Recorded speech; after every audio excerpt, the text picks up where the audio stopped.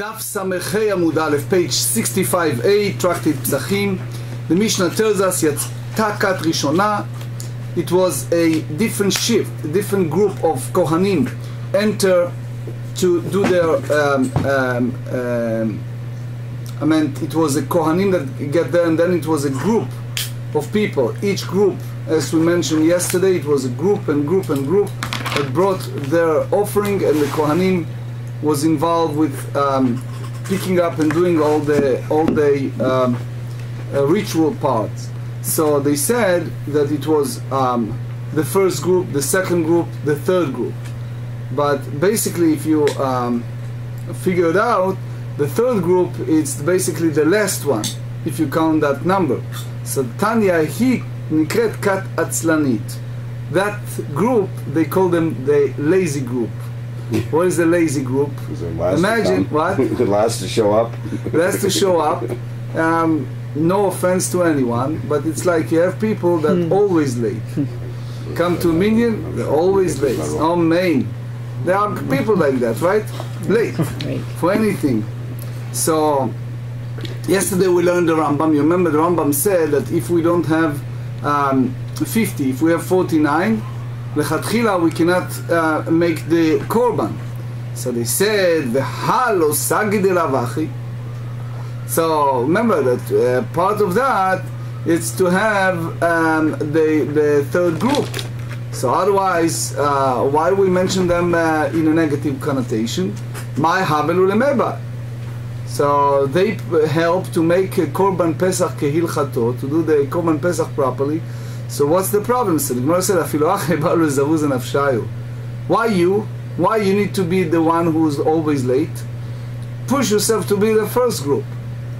Meaning, those who come late, they come late, but you have to be responsible, at least for yourself, to be earlier. Something important to learn. Now look what further they have to say. Kedetanya. Rabbi Yossi omer, אי אפשר לעולם בלא בשם ולא בוסי. The world cannot survive without, if you have a market, you walk in, right? Those of you who visit the shuk, right? So you have people who are selling perfumes, they have people who are preparing those different letters, but let's face it, those people who are involved with this, it's like the, how do you call it here, sanitary engineers, people who collect the trash, right? So even they collecting those trash, right, Larry? They carry some smell. You're dealing with trash, right? Oh yeah. They carry something with that. So the Talmud said, look, the world cannot survive without people who are selling perfumes, people who are dealing with the very unpleasant odor jobs, fixing letters, etc. Imagine those days, they're taking from animal skins and involved with fixing those letters. So it's a lot of unpleasant odors. You have people to do that, but why you have to do it? Don't you think that there are other people who can do that? So they said, Ashrei mishu manuto basam, oi lo lemishu manuto busi. Praiseworthy is someone who's involved with selling perfumes, Georgie and all these fancy perfumes, so they carry a good odor. Everyone wants to sit on a plane next to him, right? Because he's selling good perfumes. But oilo, woe to someone who's involved in sanitary engineering, right? That's the nice way Jewish mother calls someone who collects trash, right? So since he's dealing with so much unpleasant odor, so, right? You know the story that you talk to a Jewish mother and she never tells you if the son is driving a truck. She never said, my son driving a truck. She said, he is involved with a big business, he's manager, there are a lot of wheels around him, and he's in a very high job, he's sitting upstairs. Big machinery. He's a machinery engineer. Yeah, that's right. All right? Supervisor. Anyway. So people stay away. The Gemarrah in Chagiga said that the people will stay away from those who carry a bad odor. So they said, the same apply here. Why you are in the group that always lazy, coming late to everything? Why you need to be in that group? Can you come earlier like the way it should be? And they go further, the rabbi said, "Ve'i efshar la'olam belo zcharim u'belo nekevot." The world cannot survive without male and female. Ashrei mi shebanav zchari, praiseworthy, happy is someone who has blessed with baby boys. Right. Oy lo lemi shebanav nekevot. Woe to someone who have daughters. So no offense, right? But there is some point here. The Gemarrah tells us in the Tractate Sanhedrin, page 100, that father of daughter is always worried. He's worried how modest is she. He's worried how he'll be able to marry her. See? He has a lot of concern, right? So that's the meaning for sure. They don't have any bad thing to say against. He's already stressing over these things. Right? I said he's already worrying about these things. So his daughter's only a year old. So More than 40 years ago, in my father's shul, God bless him, was a guy. In those years, Sephardim and Ashkenazim davened together. So anyway, was a fellow who was a basta, was some store in a shuk. Someone who works there was I think it was a Yemenite, either Moroccan or Yemenite. Anyway, he was standing in line after the davening, talked to my father, and my father was busy, so he said he come follow him to my parents' apartment. And my father was about to eat breakfast, and the man was crying, and like his head down, and my parents were sitting there in the dining room, and he said, "Oh, I'm so sad." And my father said, "What happened? What happened? What happened?" Finally, get out of here. He said, "My wife has a daughter this morning." So my mom lashed on him. Of course. And she said, and my father too, they said, "What's wrong with you, Yichya? It's a wonderful thing. You should be so happy." Anyway. So the key is that we should be, right? There is a famous Gemarrah in Bava Batra. The Gemarrah of Bava Batra said about Rabbi Shimon ben Rabbi. It was a great sage. So, so he gave him, he comforted him for having a daughter. He says, "Tanchumim shel Hevel." And the Maharsha said that basically Cain killed Abel, and the father was in shock that happened. So the Meforshim said that each one of those names we have, the early part in the Torah, they have also a daughter. It was only son, not only son, but was also a daughter. But anyway, the key is nothing to do with male and female. It's the whole idea that you should not be the one who's late for mitzvot. When it's come to do these type of things, you should be at the first group. Okay? Next. Kema'aseu bechol. The Mishnah said, the same way they do it during the week, kach ma'aseu b'Shabbat. So they said that they do it the same, but the Mishnah said that Kohanim used to clean the courtyard shelo birtzon chachamim. The rabbis were not happy that they're cleaning it. You remember what we said? Shelo birtzon mai. What's the problem to clean? It's a lot of leftover for the blood, for the offering. So what's the problem? So remember we discussed that is a machloket Tanaim, the Tanaic disputation, to do hadachat ritzpa b'Shabbat, to do the cleaning of the floor on Shabbat. So now we elaborate on that. They said, Amar Rav Chizda shelo birtzon Rabbi Eliezer. Just to sweep the floor and make it clean and go deeper, it's d'oraita. It's an issue of a violation of Shabbat, and it's need to bring a sin offering, because usually when it's come to Beit HaMikdash, so anything relates to the to offering, fine, we do. But if something that it's not absolutely relate to the offering itself, we don't do on Shabbat. So now there is a disputation between Rabbi Eliezer and Rabbanan. Rabbi Eliezer said that we should not involve anything, even just taking the broomstick and cleaning the floor, you can do it on Shabbat, and for sure involved with all these, how do you call it, spongia, to take the floor and swiping in such a level to make it neat and beautiful and clean. That's not for the purpose of the offering on Shabbat. Is there any concern of the stopping of the drain being bonam or? Yeah, I'm going to that in a second. Very soon, very soon, very soon. Very good. Okay. The Irabanan, but because if you go by the sages, Ha'amrei shvutu ve'en shvut b'mikdash. Remember the sages said that the whole idea of those boundaries on Shabbat, it's not applicable to the Beit HaMikdash itself, because usually it's not everything, but it's relate to there is a pasuk that said Kol po'al Hashem leman ehud. Whatever they did, it is for the sake of Hashem. So therefore that's part of walking the Beit HaMikdash. So that's Maihi. What is this disputation? So now we digress for a second just to make it clear what type of violation you have by swiping that floor in Beit HaMikdash. Sweeping, thank you. The Tanya. Echad HaCholev ve'amchabetz ve'amgaben. Someone who's involved with any type of melachot, such as when you have imagine that you have the cow in those days.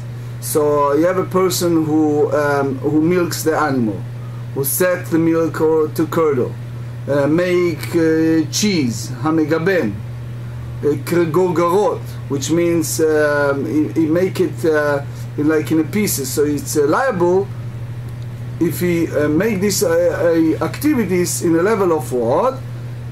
Gorgarot is like dry fig bark. Hamechabed, vehamrabetz, veharodeh chalo dvash. If one sprinkle or remove honeycomb or any type of unweighted beshogeg b'Shabbat, chayav chatat, he needs to bring a sin offering. So what's involved here? As David starts, there is a different melachot. For example, the first one, mechabed, merabetz, this is like the milk, the set milk to curdle. So according to Rabbi Eliezer, is boneh. It's like a building, because you basically create a situation in that floor. You have those pieces in the floor, so it's mashve pnei akarka. You make the floor equal. You make the floor straight. That's what Rashi. Tosfot said in the Tractate Shabbat 95 that involved more than that. Some have the makeba patish, like completion of type of work. Some say that it's involved mashve gumot. So again, some say that rol dechalot dvash, they remove honeycombs, it's some type of tolesh. So you see here a different type of melachot that forbidden, work that forbidden on Shabbat. Hezid b'Yom Tov, if he did it intentionally on Yom Tov, on festival, loke et ha'arba'im, which means that this is 39 malkot. Tosfot tells us that it's as far as the festival, it's not biblical, so therefore not involved malkut. But anyway, all of that is divrei Rabbi Eliezer, the opinion of Rabbi Eliezer. החכמים אומרים, אחד זה ואחד זה אינו אלא משום שבut. All this list of work, again, milk the animals, set milks to curdle, makes sprinkle, remove honeycombs, all of that is a rabbinic decree. That so in other words, they agree that when it's come to the direct melacha, like direct milking or direct set milk to curdle, that's biblical. But they said that the last three on that list, they said that that's rabbinic decree. So Tosfot said that it's not psik reisha, it's not like completion of work. And Tosfot said, and just give me a second to go over Tosfot, דיבור המתחיל המחבט והמרבץ, Tosfot said, ונראה לרי, hold, דהפליגי רבי אליעזר סבר סתם מכבד ומרבץ מתכוון להשוות גומות, when it's involved with milking, with set milks to curdles, and this type of thing, it's intent to make it straight. משווה גומות is like holding all those spots and make them all equal. So he has an intent that that will happen. So he needs to bring a chatat, a sin offering. Meaning, if you remember, we talked many times on Shabbat that the person's mindset is crucial. Since he has in his intent, then he needs to bring a sin offering. Meaning, lechat chila, Tosfot said he wasn't so sure, but then it make it clear. So is the issue. Tosfot go further and just give you the abbreviation. He said that on the floor of the Azara, the courtyard, it was made out of stones, and because of that, it was a decree or a sages said that you should hold this not only the place that they have stones, but gazru atu makom shelo merutzaf, also a place that it's not doesn't have those flooring made out of stones. So basically, it's rabbinic. The bottom line is a spot in between those floor that because you are swiping, right? Sweeping those spot, you mashve gumot, you make it a straight, right? And that's the issues. Flat. Anyway, what? Flat. Yep. Thank you. Another explanation.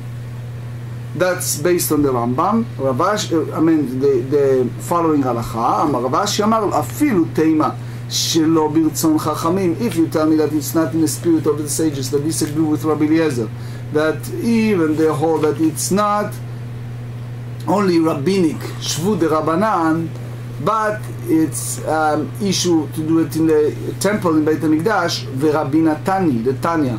Let's follow the teaching of Rabbi Natan. Rabbi Natan אומר שבות צריכה התירו, שבות שאינה צריכה לא התירו.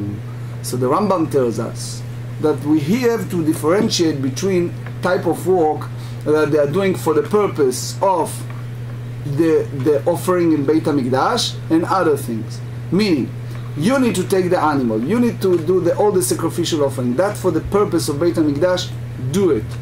Even it's involved on Shabbat, it's for that purpose.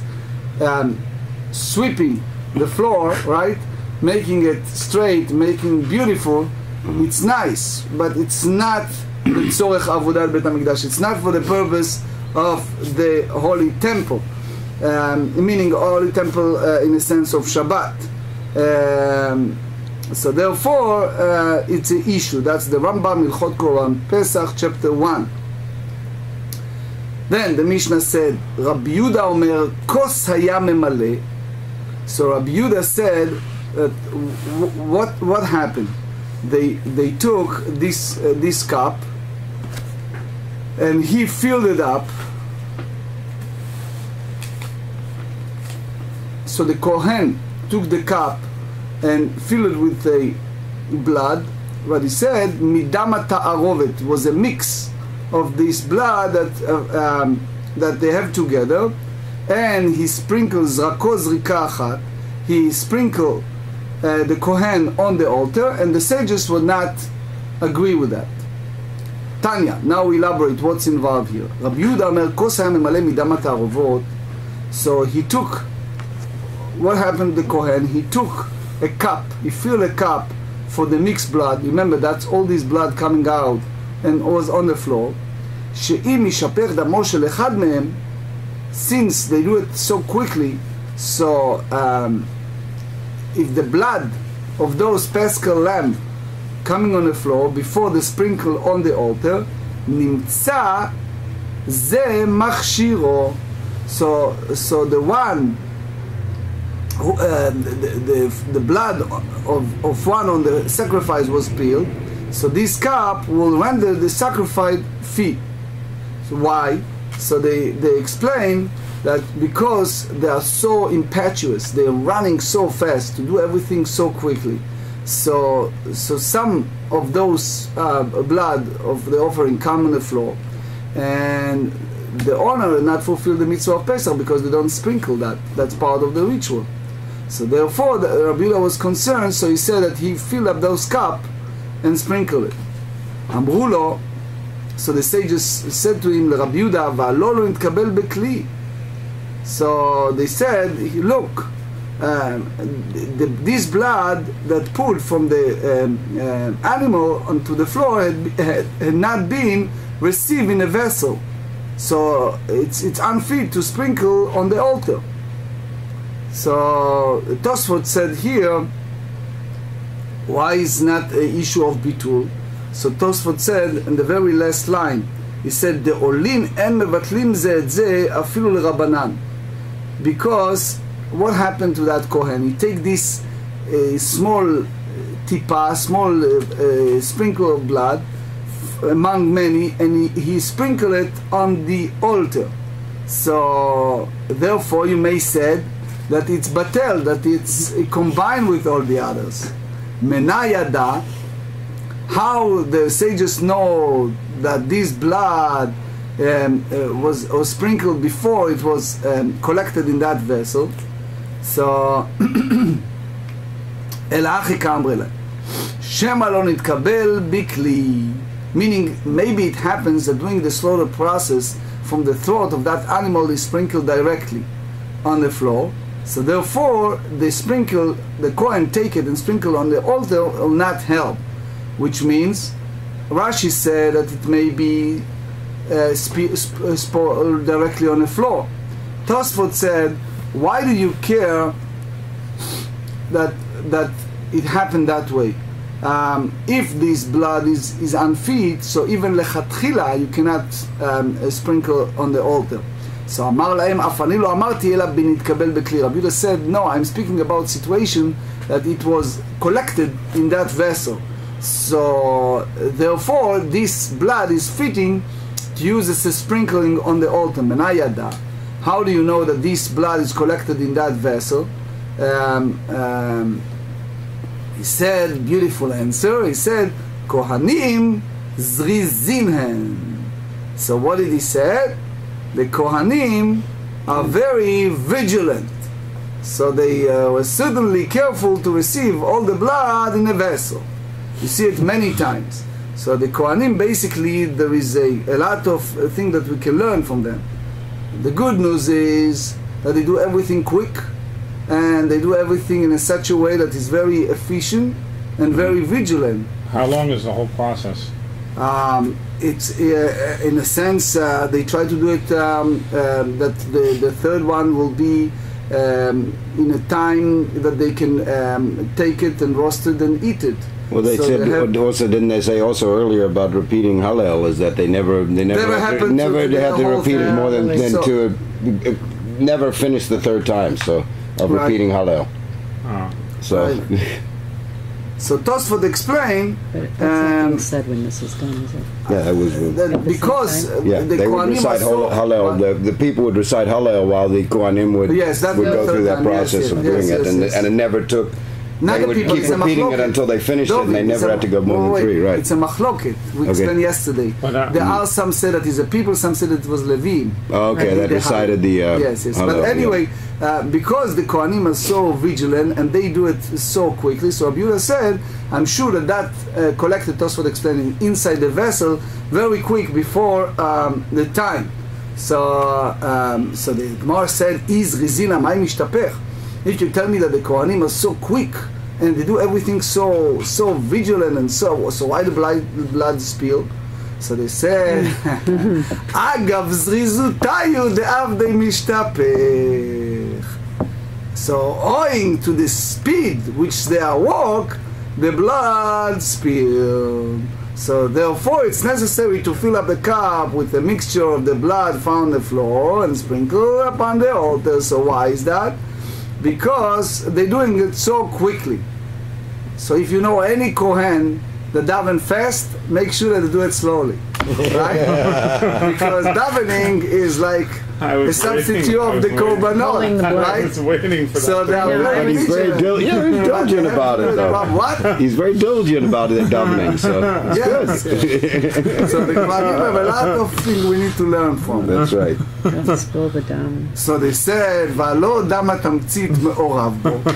So they said that the blood squeezed from the animal altar, so it's an initial part, concluding mixing it. So let's understand it.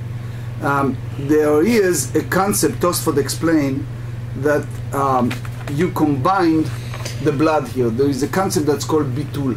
You see it in many places in halacha. It's a concept that's called bitul berov. You have a mixture of blood here.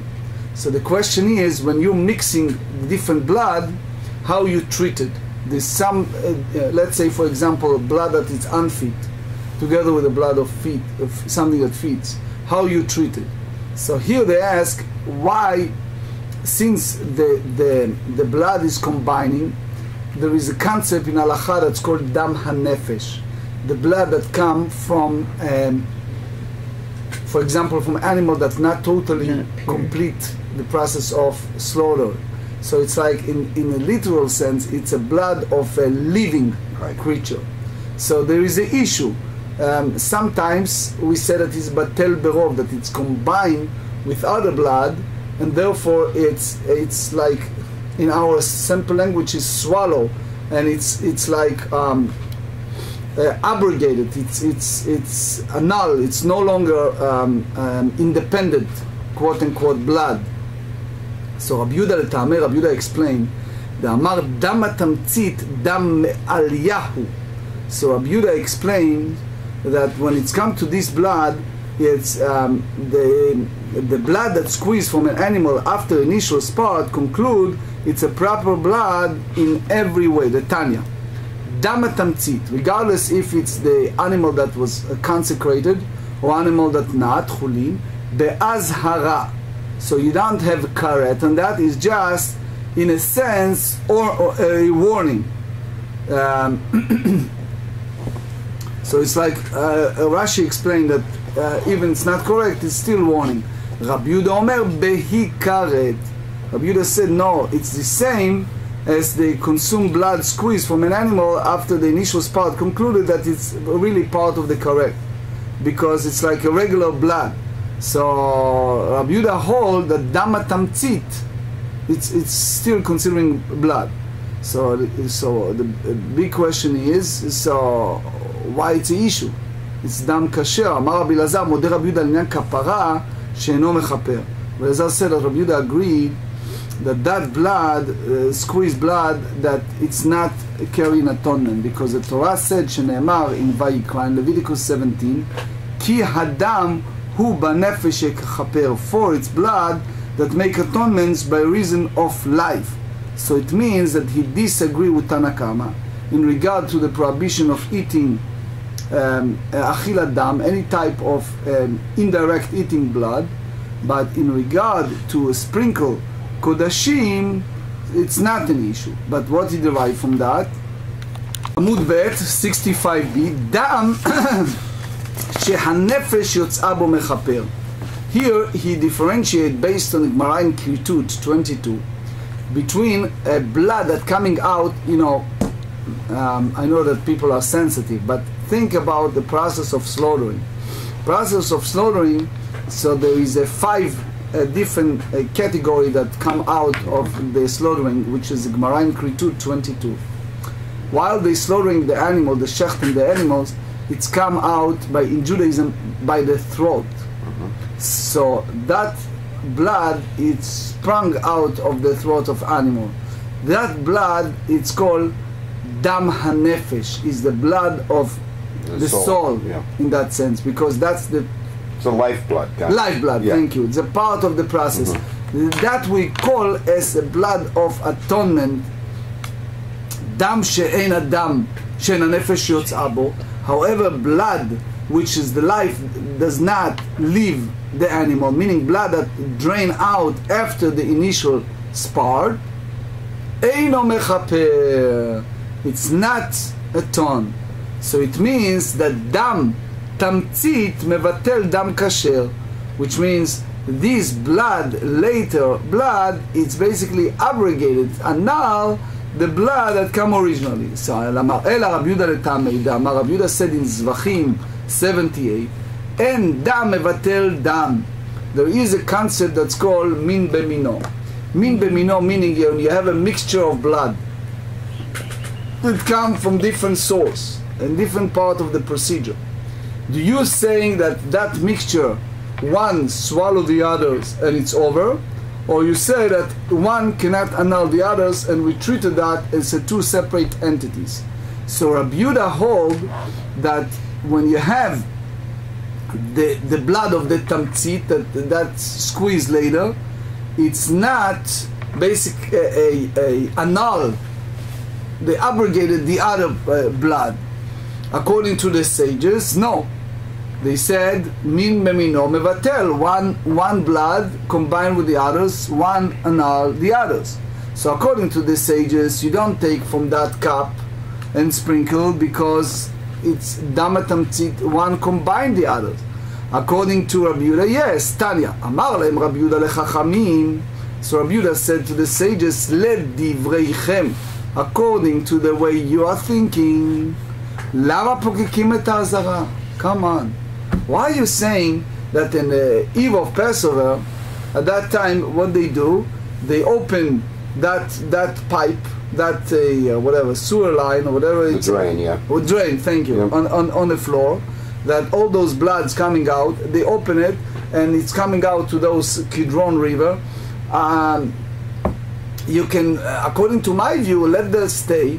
They take that blood in that vessel and they sprinkle. So according to the Mishnah, it's just a technical issue. Here they're dealing with the idea of opening that drain and let the blood coming out. Amrulo. So the sages respond to Rabbi Yehuda something very important. Listen carefully. When they do that, they originally close that drain, and basically they're avoiding the blood to coming out. Why they did it originally? In order to collect that blood and sprinkle on the altar. But Shevachu livnei Aaron, this is a praise to the Kohanim, descendants of Aaron, the priest. Sheyelchu ad arkubotehem badam.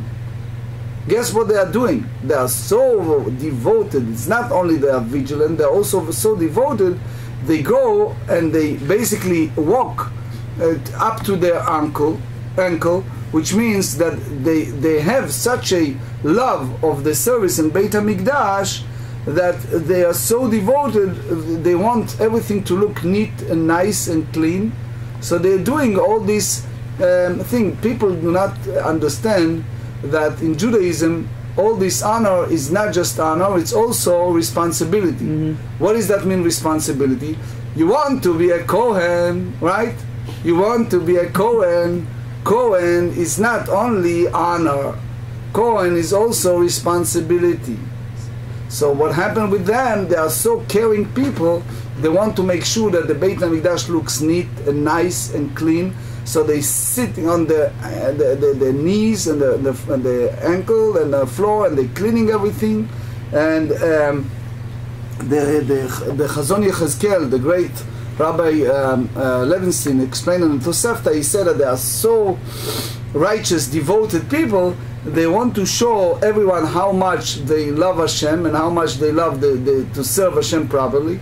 And they have such level of emunah and faith that they don't feel disgraced to deal with cleaning of that blood that left over everywhere in the Beit HaMikdash. In the Beit HaMikdash, the Kohanim walk barefoot, right?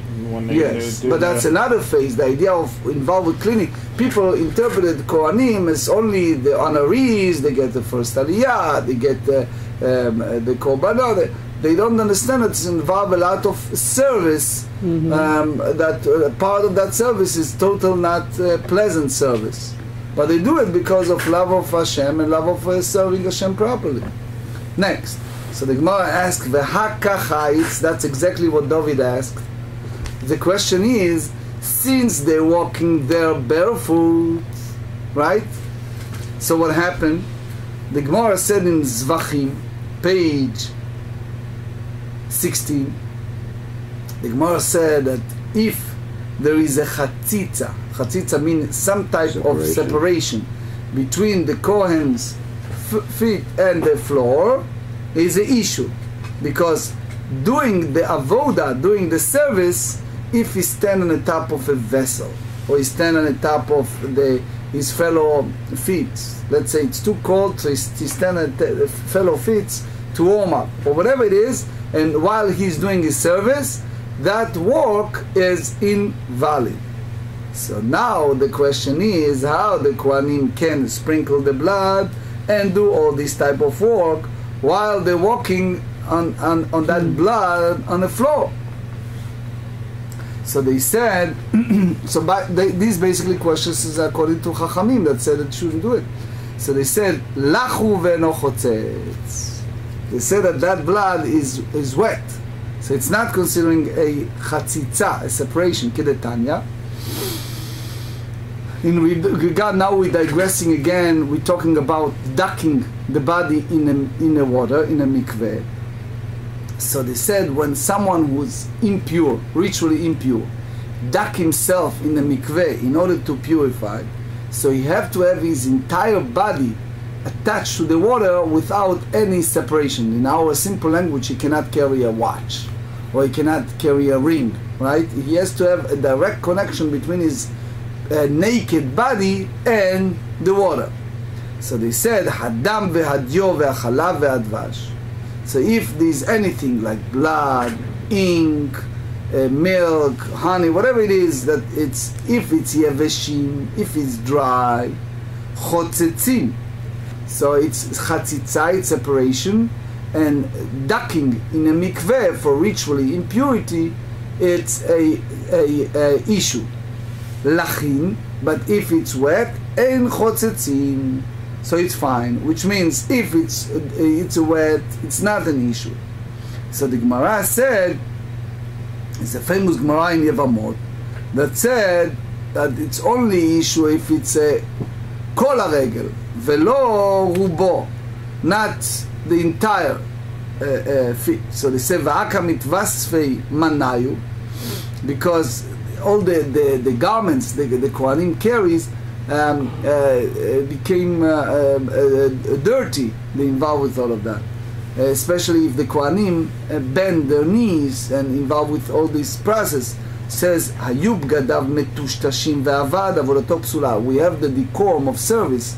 It's so important. The Kohanim has to be presentable. So if they doing this type of work and while they have a dirty clothing, so they said that their work make it invalid.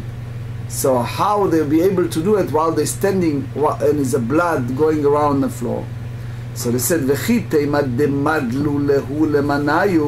may you say that, guess what they are doing? They take this big robe and they lift it up, so they're not involved with attachment between their garments and the bloody floor. Ve'atanya, we learn in the book of Vaikra, chapter 6, Ve'lavash ha-kohen midovad. The kohen shall put on his a linen garment. So that the verse use the word mido. What is mido? Fitted. Mido teaches what? Fitted. Fitted. Yeah. That the garment must be what? כמידתו שלא יחסר ולא יותיר, according to the measure fitted to his side, not too short, not too long. So if the Kohen raises his garment, they will no longer be exactly his size. So how they can do it? So the Gemarrah answered, and they said, הולכת איברים לכבש דלאו עבודה היא. They said, walk the blood while carrying the sacrificial lambs to the ramp of the altar, which is not actually a type of rite, but only preparation for the walk. So the Gemarrah said, is that true? Below? Is that really correct to say? והא מדבעי כהונה עבודה היא. The whole the required priesthood is that they perform only by Kohen, It's what we understand. The Tanya Vikriv Akol Akohen et Akol HaMizbecha. The Kohen needs to do all the bring all the burn it to the altar. That's this sentence in the Torah. So what Zo Holachat Evarim Lakeves? That's referring to carrying the limbs to the ramp.